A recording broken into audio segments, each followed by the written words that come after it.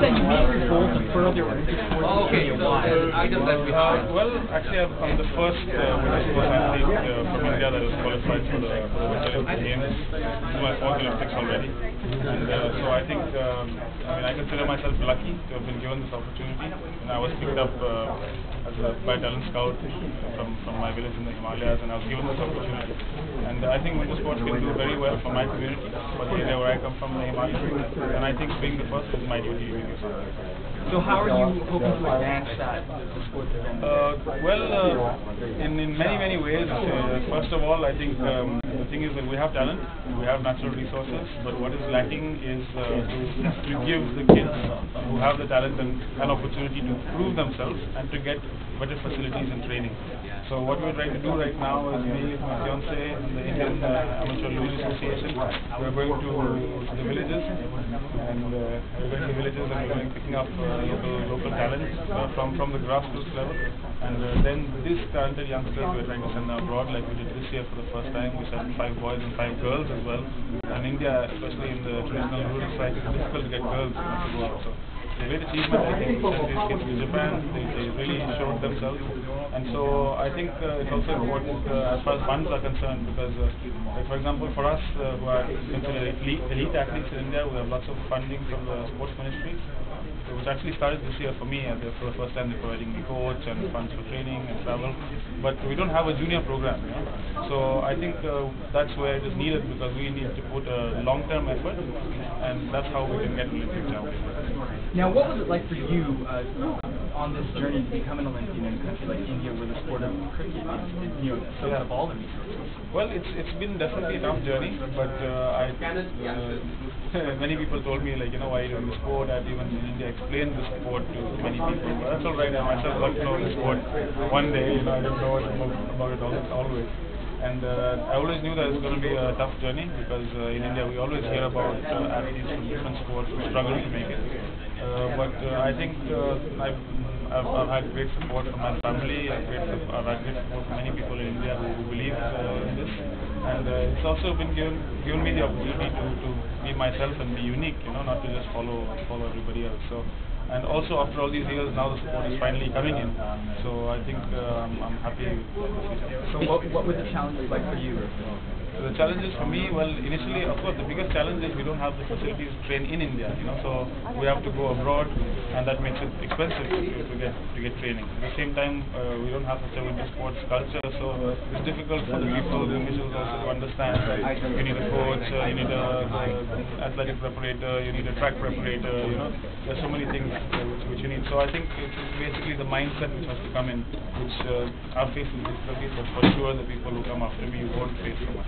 Now, how were you able to make it this far with such little support and little infrastructure in your country? Well, just by keeping at it, I think that's the thing that I'd like to tell anybody who wants to do something in which, even though there's it seems that the odds are against you, and it is difficult because maybe nobody's done it before you, it's still fine. I think everybody has their own path, and you should see your path and you should stick to that path. And if you're able to just concentrate and think about your goals, then anybody can do it.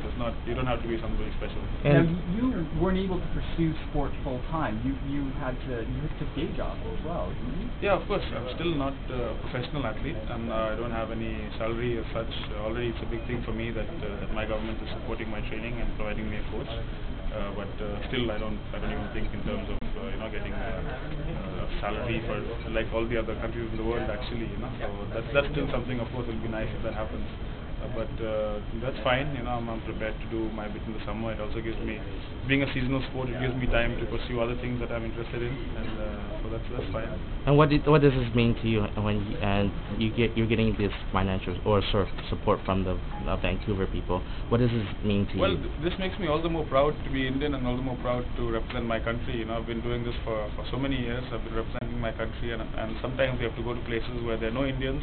And many times also it's not been even broadcast in India, so the people don't really realize, that what we are doing. But this year, for the first time in India, also all the races have been shown, and many people they followed it.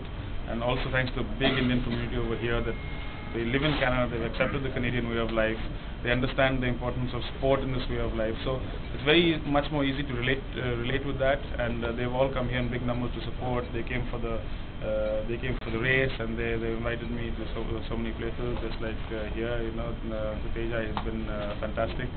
They've been organized everything for us over here, for family, for the fans to come, make sure that we feel at home, and we really do feel at home over here. So it's like almost competing at home, That's fantastic. And last question, there's been this controversy regarding your uniforms, and what's the latest progress with you and the India Olympic Committee? Well, as far as I'm concerned, there's no real controversy. As an athlete, I'm come here to compete and to do well. And unfortunately, when we came over here, we found out that the whole team did not have a uniform that we could wear, that all could be together in the opening ceremony. And of course, that makes us sad, because as proud Indians, we want to showcase, ourselves, our colors, and everything to the world, like every other country does. So, but that's not up to me to speculate on. Our officials, who are responsible, the chef de mission, he's already doing enough media work to defend his responsibilities in this matter. So I just leave him to do that, and I concentrate on my training. And last question, like now you're in Vancouver, other than competing, what are you going to do? What's your, what are you going to do? Are you going to go travel in Vancouver, or go to Stanley Park? What do you want to do with your family here? First of all, I've done my competition. We've got other two athletes from India who really need my support, since I'm the most experienced athlete. I've gone for the cross country, where Tashi did a wonderful job, I think, given his circumstances. And we also have an alpine athlete who's racing on the 23rd. So that's another duty of mine, to go and to assist him over there. And for the rest, Vancouver is a beautiful place. We've got so many invitations from people to go. People have organized some events for us. People just come and like to invite us to their homes. And I just like to meet as many people as possible, and then of course spend a little time with my family in this wonderful place. And then I'll be back home once the closing ceremony is over. We'll all be back to India. Okay, thanks. So just a few more questions. What have you had